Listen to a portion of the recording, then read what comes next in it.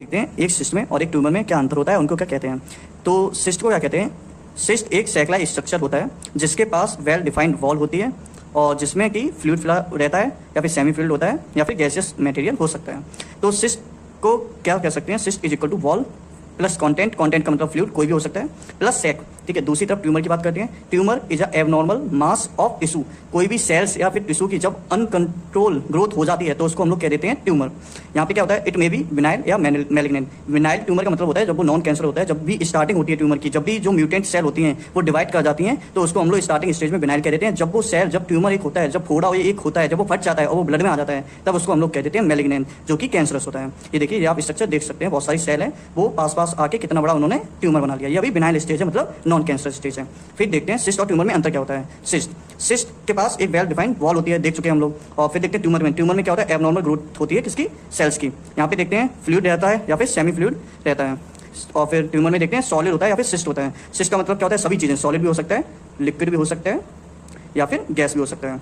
तो हम लोग कह सकते हैं a tumour is always a cyst but a cyst is not always a tumour, क्योंकि यहाँ पे गैस भी हो सकता है, फ्लूइड भी हो सकता है। आगे देखते हैं, यहाँ अनकंट्रोल ग्रोथ होती है, यहाँ अनकंट्रोल ग्रोथ नहीं होती है, यहाँ होती है।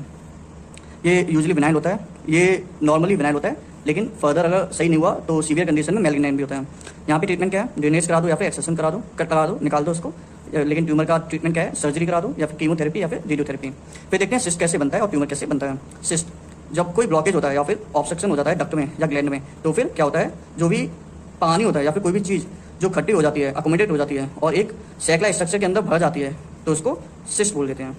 दूसरी तरफ ट्यूमर क्या होता है, जब भी म्यूटेंट सेल होती है, जो कि जेनेटिक म्यूटेंट सेल होती है या फिर एबनॉर्मल सेल्स में कोई भी चेंजेस आते हैं तो उसको हम लोग ट्यूमर कह देते हैं। अनकंट्रोल होती है, जो रुकती नहीं है, सेल का डिवीजन होती रहता है, बाद में ये ट्यूमर बना लेता है। एग्जाम्पल क्या है सिस्ट का, एपिडर्मोइड सिस्ट। एपिडर्मोइड का मतलब होता है जो भी एपिडर्मल स्किन की लेयर होती है, सबसे ऊपरी लेयर, वहाँ पे हमने कहा फोड़ी जैसा हो जाता है, जो कि नॉन कैंसरस होती है। ओवेरियन सिस्ट होता है जहाँ पे ओवरी के अंदर फ्लूइड भर जाता है और ये मेंस्ट्रुअल साइकिल में होता है। फिर देखते हैं रेनल सिस्ट मतलब किडनी के अंदर फ्लूइड अकोमोडेट हो जाता है, मतलब भर जाता है। ट्यूमर में जो फिब्रो एडोमा हो जाता है, जो ब्रेस्ट कैंसर है, और फिर कार्सिनोमास हो सकता है, सेक्नोमास हो सकता है या फिर ल्यूकोमास हो सकता है। ल्यूकोमास का मतलब होता है ब्लड के अंदर कैंसर सेल्स हो जाती हैं। Thank you.